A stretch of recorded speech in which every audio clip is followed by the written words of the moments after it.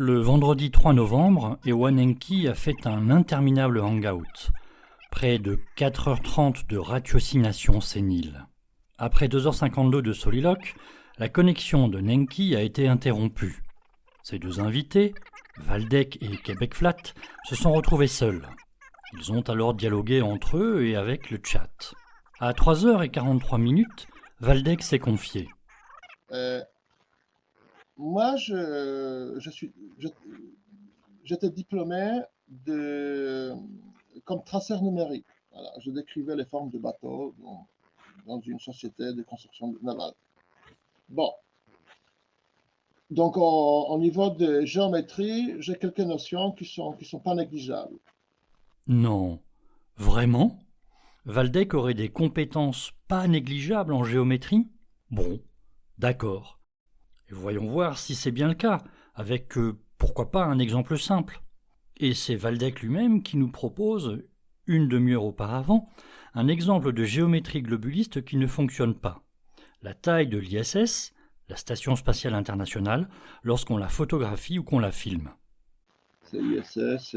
Aujourd'hui, j'ai une discussion, ça fait des années que j'en discute. Aujourd'hui, avec beaucoup moins d'énergie, mais ça m'anime, je rigole. Comme je vois les gens qui défendent l'histoire de l'ISS, de cette station. C'est vrai que c'est un objet technique qui vole, qui était photographié, filmé à plusieurs reprises. Il y a des formes symétriques, c'est fait par une intelligence. Ce objet, il est nommé ISS. On ne sait pas qui a l'origine de ce produit-là. Peut-être il y a une ancienne civilisation, ou peut-être une autre civilisation, ou peut-être l'humain, ou peut-être c'est les militaires qui ont construit et puis ils nous surveillent avec. On ne sait pas ce qui se passe. Moi, je fais aucun jugement sur le sujet. En tout cas, il est indéniable que ce objet existe. OK?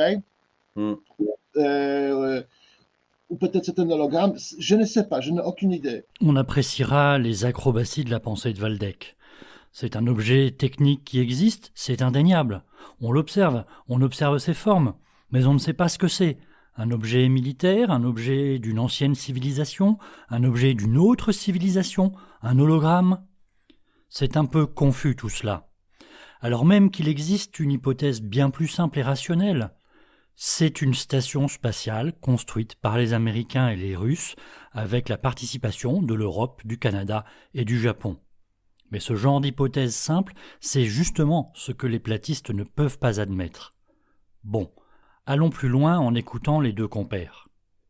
En tout cas, si vous le photographiez cet objet-là, vous pouvez toujours faire un simple calcul pour savoir si vous connaissez la matrice et la quantité de pixels sur votre matrice, vous pouvez toujours calculer qu'il est absolument impossible de le photographier de 10 000 km parce qu'il prendra 0,5 pixels et il en a beaucoup plus. Donc c'est très simple. Vous pouvez prendre et puis faire un simple calcul. C'est parfaitement calculable avec les distances qu'ils affichent. Il n'y a aucun problème. Vous prenez un appareil photo, voilà, la programmation de passage des ISS est là, et puis vous le shootez, et puis vous faites un calcul des pixels, c'est tout.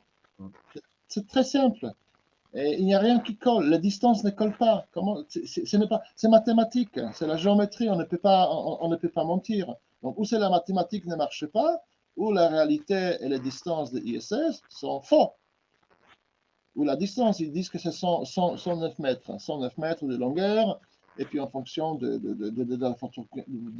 l'endroit où vous êtes, vous pouvez tout calculer. Et il n'y a rien qui colle. Rien. Donc, qu'est-ce qu'on fait avec, quoi? Il y a dans cette dernière phrase de Waldeck tout l'épuisement des chercheurs de vérité confrontés au mur du mépris des globulistes hautains. Rien ne colle d'un point de vue géométrique et les globulistes n'acceptent pas de se rendre à l'évidence. Et nos deux compères concluent. Et puis, comme les platistes, ils démontrent ce genre de choses. Ils sont traités de complotistes. Voilà. Et le débat, toujours, tu sais, John, Et le débat toujours est inexistant, quoi. Ouais. Oui, parce qu'on est des imbéciles, fait que ils n'ont pas de temps de débattre avec nous autres, là. C'est comme ça, on est pris dans ça. Moi, ça fait 8 ans que je me bats contre ça. Ça fait 8 ans que je me fais insulter. Puis, Ils sont émouvants, nos deux compères platistes. En fait, non. Ils sont juste pitoyables. Pour vérifier les allégations de Waldeck, il faut observer la Station spatiale internationale, chose que lui-même n'a jamais fait.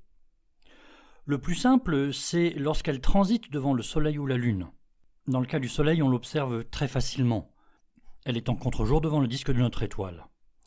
Pour la Lune, il faut non seulement qu'elle passe devant notre satellite, mais qu'elle soit aussi dans le cône d'ombre de la Terre afin qu'elle se détache en sombre devant le disque éclairé de la Lune. Pour programmer une telle observation, j'utilise le site transitfinder.com.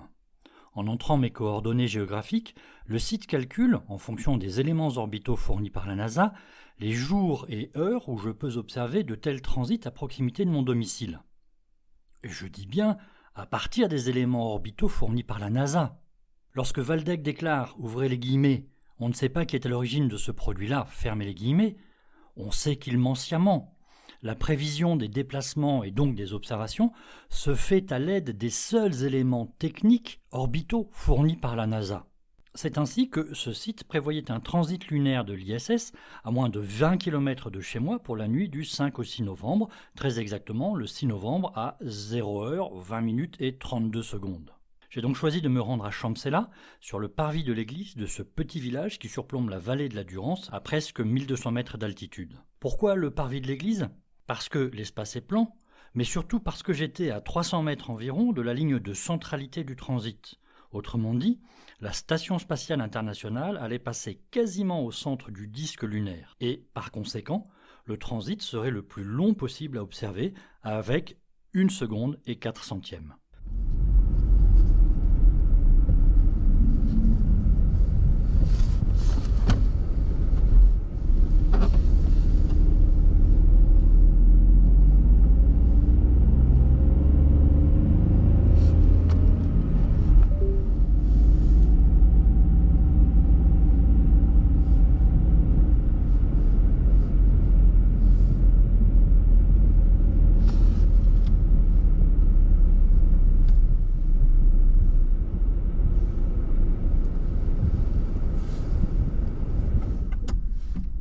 Allez, c'est bon. Champsella. Terminus.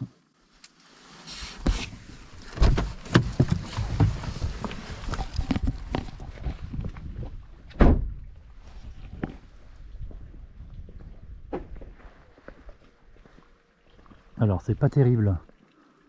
Parce qu'on a le seul lampadaire de Champsella qui éclaire, avec la belle église Saint-Pierre.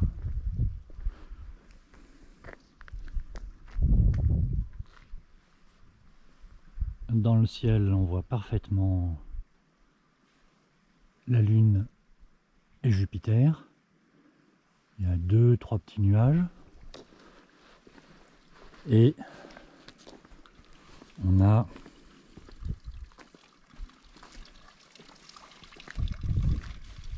je ne sais pas si on va le voir.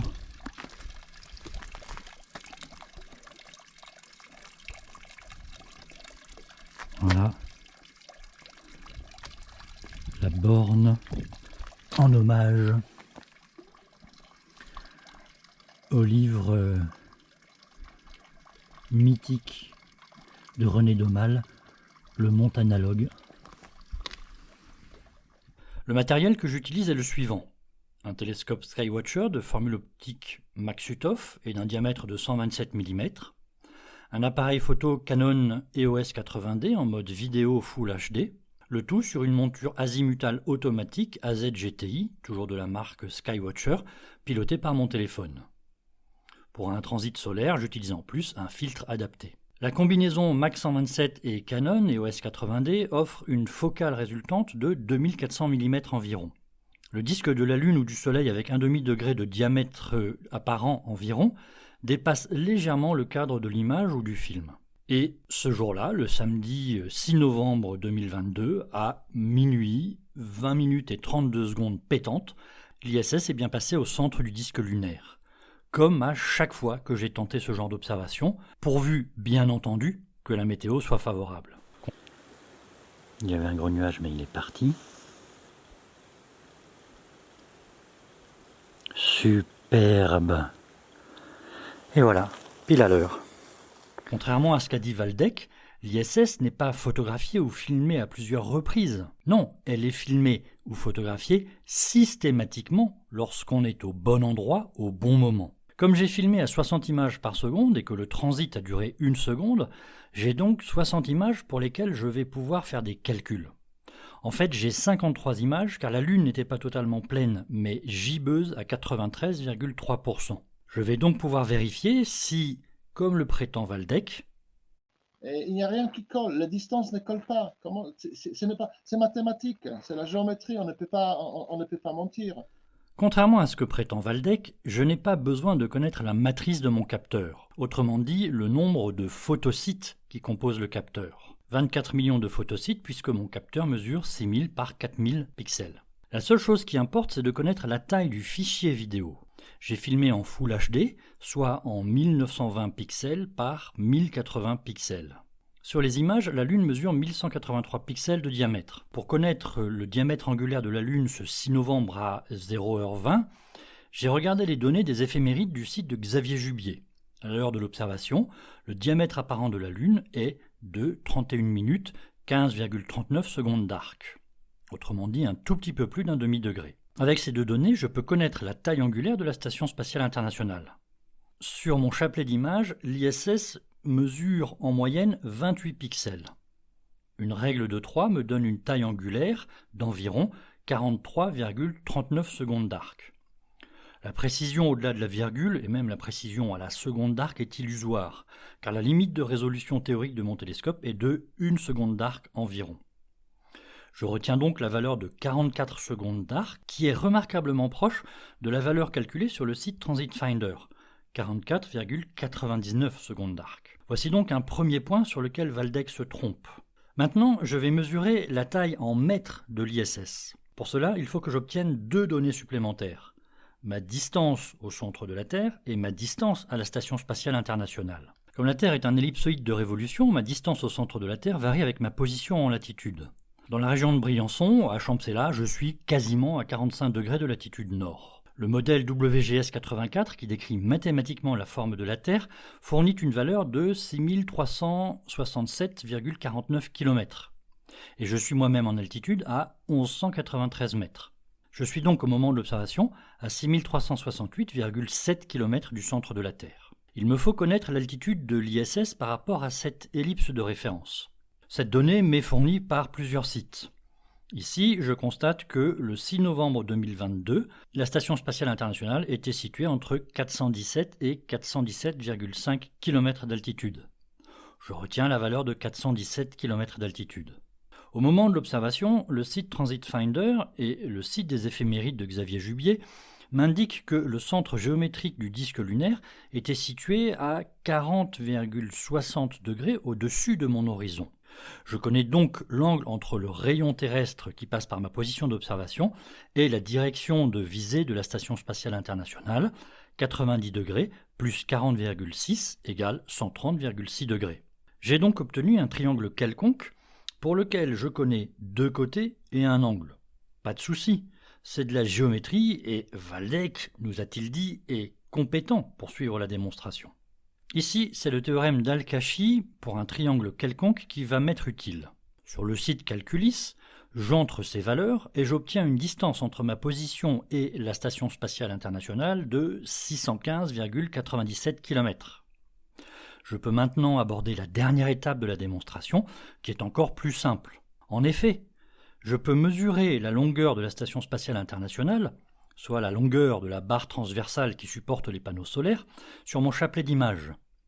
Cette longueur est en moyenne de 24 pixels, soit, en utilisant la règle de 3 précédente, une longueur angulaire de 38,05 secondes d'arc, ou encore de 0,01056 94 444, etc. degrés d'arc. La longueur de l'ISS m'est donnée par la relation tangente de l'angle égale longueur de l'ISS divisé par distance entre ma position et l'ISS. Je multiplie donc la tangente de 0,01056944 degrés par la distance de 615,97 km. Et j'obtiens une longueur de 113,63 mètres. J'ai donc calculé la longueur de la Station spatiale internationale à environ 5 mètres près. Et je peux faire ces calculs sur chacune de mes 9 observations effectuées depuis 2018 et mises en ligne sur ma chaîne. Tout cela est donc empirique, répétable, mesurable, contrôlable, vérifiable, calculable. Merci Valdemar. Waldeck, qui prétend avoir de l'argent et n'avoir aucun problème pour acheter un télescope ou un appareil photo P900 ou P1000 de Nikon, pourrait tout à fait conduire ces observations simples et effectuer ces calculs géométriques qu'un élève du niveau du collège comprend.